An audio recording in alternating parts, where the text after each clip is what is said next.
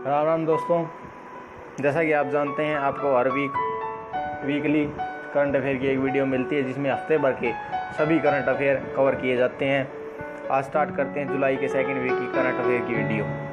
Kuwait के नए expect Kota विधेयक के कारण 8 लाख भारतीयों पर रोजगार का संकट मंडराया। कुवैत ने कहा कि 8 लाख भारतीय हमारे देश को छोड़ो। अमेरिका में ऑनलाइन क्लासेस पढ़ने वाले विदेशी नागरिकों को वापस स्वदेश जाना होगा। इजराइल ने ईरान पर नजर रखने के लिए खुफिया उपग्रह OFAC-16 लो अर्थ ऑर्बिट में सफलतापूर्वक लॉन्च किया है। ये जो अमेरिका में ऑनलाइन पढ़ने वाले विद्यार्थियों को वापस जाने की बात थी, ये ऑब्जेक्शन यूनिवर्सिटी ने ऑब्जेक्शन लगाया तो ट्रंप ने अपना निर्णय वापस लिया। अब इनको वापस नहीं आना पड़ेगा, ये वहीं पर पढ़ सकते हैं।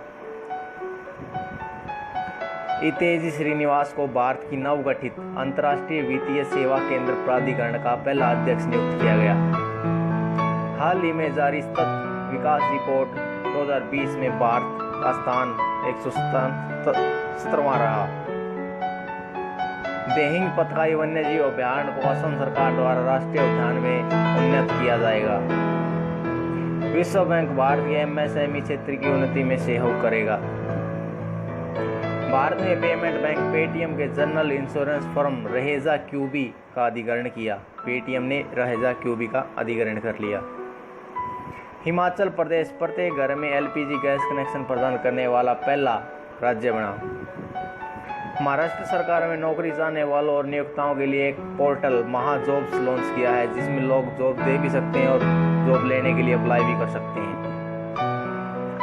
संयुक्त राज्य अमेरिका ने भारत सहित अपने सभी सहयोगियों को रूस के साथ लेन देन को रोकने के लिए कहा। अमेरिका का एक कार्ड्स एक्ट होता है, अगर अमेरिका की कोई बात नहीं मानता तो उस पर अमेरिका अपना कार्ड्स एक्ट लगा देता है और उसके साथ अपने व्यापार बंद कर देता है। हाल ही में इसरो ने मार्स ऑर्बिटर में फोबोस चंद्रमा की तस्वीर ली। फोबोस मंगल का एक उपग्रह है। केंद्र सरकार ने चंबल एक्सप्रेस वे के निर्माण को मंजूरी दी। जर्मनी ने 2038 तक ऊर्जा के लिए कोयले का उपयोग बंद करने का निर्णय लिया। मानव अधिकारों पर कोविड-19 प्रभाव का आकलन करने के लिए NHRC द्वारा S रेड्डी की अध्यक्षता में समिति गठित की गई। संयुक्त राष्ट्र पर्यावरण कार्यक्रम ने ज़ूनोटिक डिजीज पर रिपोर्ट जारी की। आंध्र प्रदेश सरकार ने पूर्व मुख्यमंत्री YSR रेड्डी की जयंती पर किसान दिवस राइतु दिनोत्सवम मनाया।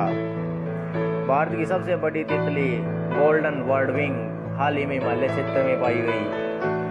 कर्नाटक राज्य में बुनकरों के लिए नेकर सम्मान योजना शुरू की गई।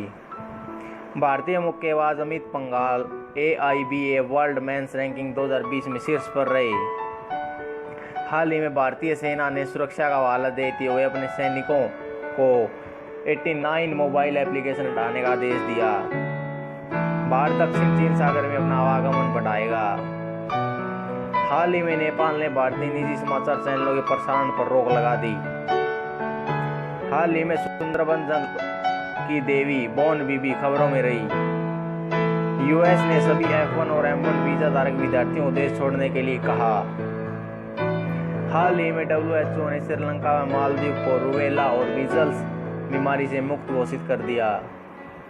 ओडिशा राज्य सरकारी भूमि की सुरक्षा के लिए स्पेस टेक्नोलॉजी का उपयोग करने वाला पहला राज्य बना। केंद्र सरकार ने प्रवासी कामगारों के लिए किफायती किराया आवास योजना शुरू की। हरियाणा राज्य सरकार ने समाधान से विकास योजना शुरू की। राष्ट्रीय कौशल विकास निगम ने युवाओं के डिजिटल कौशल को बढ़ाने के लिए माइक्रोसॉफ्ट के साथ समझौता किया। हाल ही में ऑस्ट्रेलिया ने हांगकांग के साथ प्रत्यार्पण संधि रद्द कर दी। चीन ने कजाकिस्तान में कोविड-19 से भी घातक बीमारी फैलने का दावा किया। इसरो अगस्त 2020 में ब्राजील का अर्थ ऑब्जर्वेशन उपग्रह अमेजोनिया 1 लॉन्च करेगा। भारत सरकार 108 मंगोलियाई कंजूर बौद्ध विहित पाठ को पुनः प्रकाशित करेगी। प्रधानमंत्री मोदी ने एशिया की सबसे बड़ी सौर ऊर्जा परियोजना का उद्घाटन रीवा में किया। रीवा मध्य प्रदेश में स्थित है। हाल ही में केंद्रीय मंत्रिमंडल ने सार्वजनिक क्षेत्र की बीमा कंपनियों में 12,650 करोड़ रुपए के निवेश की मंजूरी दी। हाल ही में ब्रिटेन में आयोजित इंडिया ग्लोबल वीक 2020 को प्रधानमंत्री मोदी ने संबोधित किया। हाल ही में आइवरी कोस्ट के प्रधानमंत्री अहमदो बोन कुलिबली का निधन हो गया। चीन के वाणिज्य उपग्रह F-6D का प्रक्षेपण किया। राजस्थान में डेयरी उत्पादों की शुद्धता सुनिश्चित करने के लिए प्योर फॉर श्योर सप्ताह शुरू किया। इस बार मालाबार युद्ध अभ्यास में शामिल हो सकता है ऑस्ट्रेलिया। ये युद्ध अभ्यास होता है इंडिया, जापान और यूएस के मध्य। हवा में फैल रहा कोरोना, WHO के निर्देश आए हैं। राजस्थान की 1.5 साल की सरकार मुख्यमंत्री और उप मुख्यमंत्री मतभेद के कारण खतरे में आई। अशोक गहलोत राजस्थान के मुख्यमंत्री हैं और सचिन पायलट राजस्थान के उप मुख्यमंत्री हैं। हाल ही में संपन्न हुए आम चुनाव में ली सुन लोंग सिंगापुर के चौथी बार प्रधानमंत्री बने। भारत यूनाइटेड किंगडम के लिए प्रत्यक्ष विदेशी निवेश का दूसरा सबसे बड़ा स्रोत बना। देख लियो, अपना अपराध करके गए राज आप इनका देश में निवेश करा। अखिल भारतीय बाघ अनुमान 2018 का चौथा चक्कर Guinness book of world record में दर्ज हुआ। लेबनान में शांति के लिए तैनात भारतीय सेना के बटालियन को यूनिफिल पर्यावरण पुरस्कार जीता।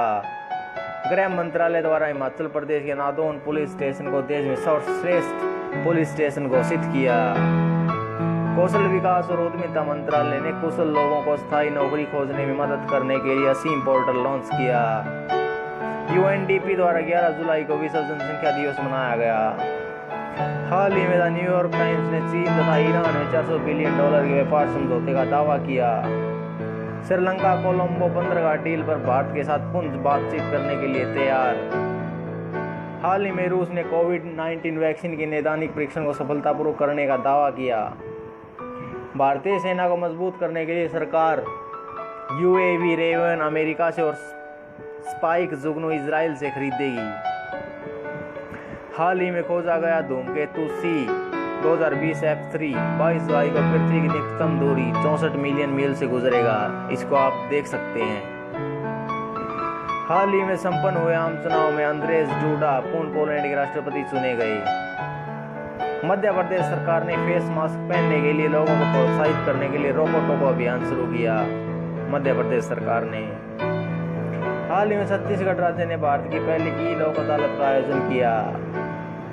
हाल ही मोहम्मद मुश्ताक अहमद के इस्तीफे के बाद ज्ञानेंद्र निगोबम को हॉकी इंडिया कोच नियुक्त किया गया। सार्वजनिक उपक्रम NTPC लिमिटेड को CIIITC सस्टेनेबिलिटी अवार्ड्स 2019 प्रदान किया गया। ये थे हमारे सेकंड वीक के क्वेश्चन, आपके लिए बहुत महत्वपूर्ण है। धन्यवाद।